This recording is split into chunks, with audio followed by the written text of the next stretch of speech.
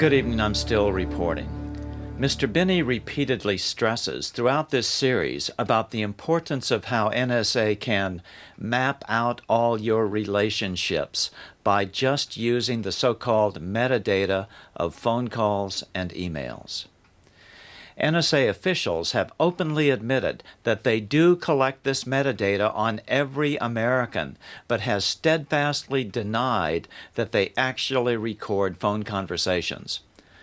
However, Mr. Binney says this is a lie.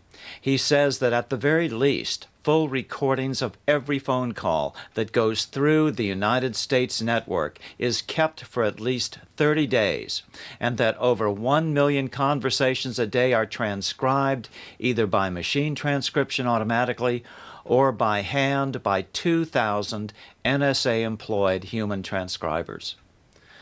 Although this is a horrible attack on the Constitution itself, it is important to understand how powerful just the metadata alone is. This is what they've admitted to. Just with metadata, merely the dates and names and addresses of all the people you contact, either by phone or email, NSA can, as Mr. Binney says, map your entire network. And that network maps to all your friends' networks. If they know everyone who you know, they can piece together just about everything about you that they need to know. Keep in mind, that's just with the metadata alone. But again, Mr. Binney says there is much, much more.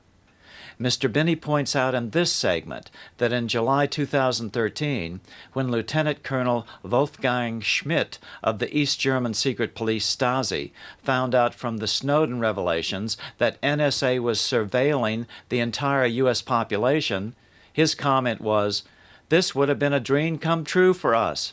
As Mr. Binney points out, it's a dream if you are a totalitarian. Mr. Binney also says in this segment that the Snowden revelations were not revelations to the terrorist community. Ever since Osama bin Laden's Inmarsat phone number was exposed in 1998, they all knew that we were watching the communications. For them, I don't think it made any difference at all. Did you hear that? Where else in the recent past have we heard the name of this company before? Inmarsat. And now, Mr. Binney. Something you said here.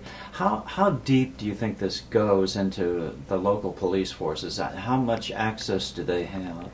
Local and state police don't have direct access. The Special Operations Division for the DEA, for example, is supposed to look at the NSA data, filter it out, figure out what they can tell state and local police to go arrest somebody.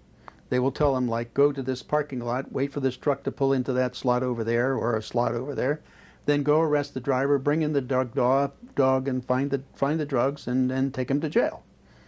Right. And then they do a parallel construction when it comes to court. Right.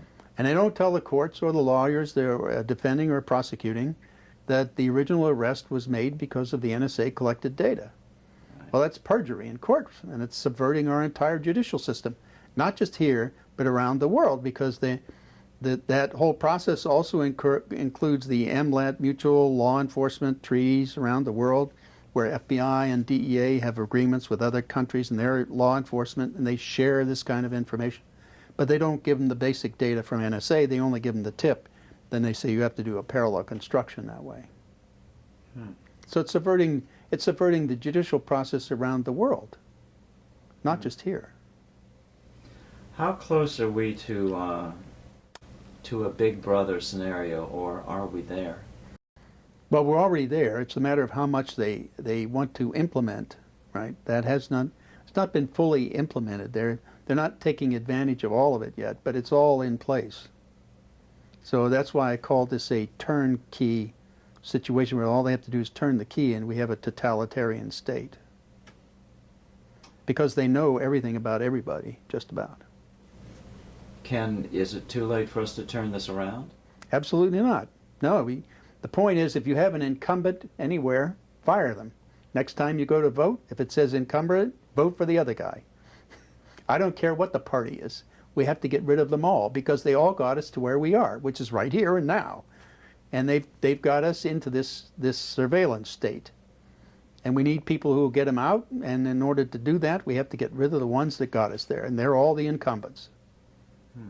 As far as personal security, is there anything that people can do to help themselves be safer or more anonymous? Or Well, I mean, you could use encryption, but most of that I don't think is secure anyway, because it appears under the Bull Run program that has been exposed by Snowden also, that they've been working with companies to weaken the encryption systems, so it would make it easier for NSA to read what you're saying. So I'm not sure how effective that is or how widespread it is, but how long has it been since you were in NSA? I left at the end of October of 2001. Do you see the use of the IRS as a serious threat to our freedoms if the allegations of criminality that are starting to bubble up now turn out to be true? Oh, absolutely. I mean, this is one of the things that Richard Nixon was impeached for. He used the IRS against people, as well as the FBI breaking and entering, to a psychiatrist's office and various other things like spying on people who opposed the war. Using the Minaret program. NSA was involved in that one also, in Minaret. That was their program. COINTELPRO was the FBI program, and Chaos was the CIA equivalent program, looking at the same set of people, including Martin Luther King and John Lennon and various other dignitaries. People who were looked at as leaders in the community. Is the new data center in Utah being set up to store records of basically everything? Yes, I mean, that's the only logical assumption because of the magnitude of it. I mean, if you wanted to store the metadata of everybody in the world and all the relationships, you could do that in a room about the size of 20 foot by 40 foot. That would be about all you'd need. And then you could store the entire world's relationships in there with all the metadata. When you go for several 100,000 square feet of storage space, that's content. That's where the bulk volume is. And that's why you need that much space. And I understand that the big new facility in Utah is not the only one. No, it's not. In fact, there was a 400,000 square foot facility built down in San Antonio, Texas, and another one being built over here at Fort Meade, 600,000 square foot, as well as the 1,000,000 square foot one in Utah. And there's a couple others around the country in various places. Over here at Fort Meade, they've got more. So it's not by any means the only one. No. Are you familiar with the posse comitatus concept? Yeah. Yeah. Well, I mean, that basically says that came in after the Civil War. And it was basically passed to limit the use of federal military forces.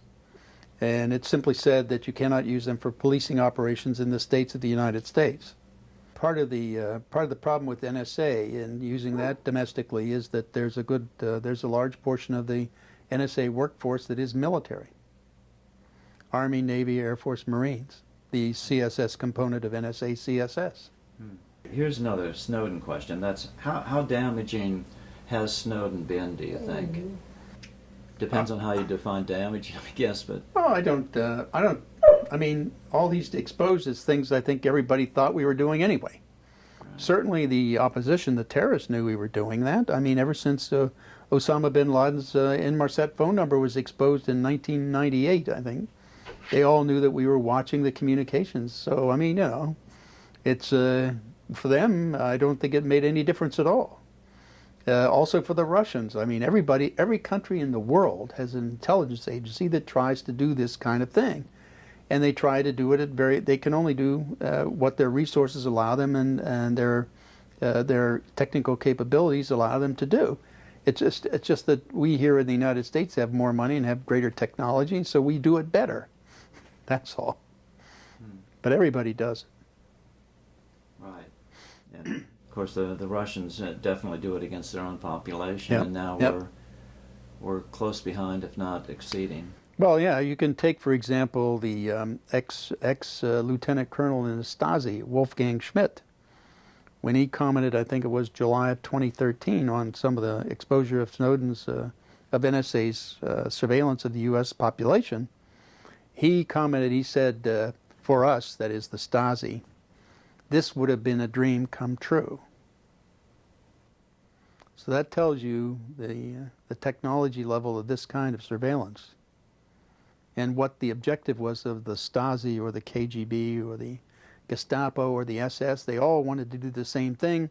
This idea of surveillance of everybody is a totalitarian procedure because that's how you control your population. And so real freedom kind of demands that we can't catch all the crooks, that our law enforcement has to play by rules. And so by definition, at least a majority are going to get away with doing stuff, but that's the price of freedom. Yes, freedom is not about the ends, it's about the means. It's not the idea that any means to achieve the end. That's not the point. Democracy is about the means. That's why the freedoms are in the Constitution the way they are. That sets the means. Okay, what changes are needed at this point?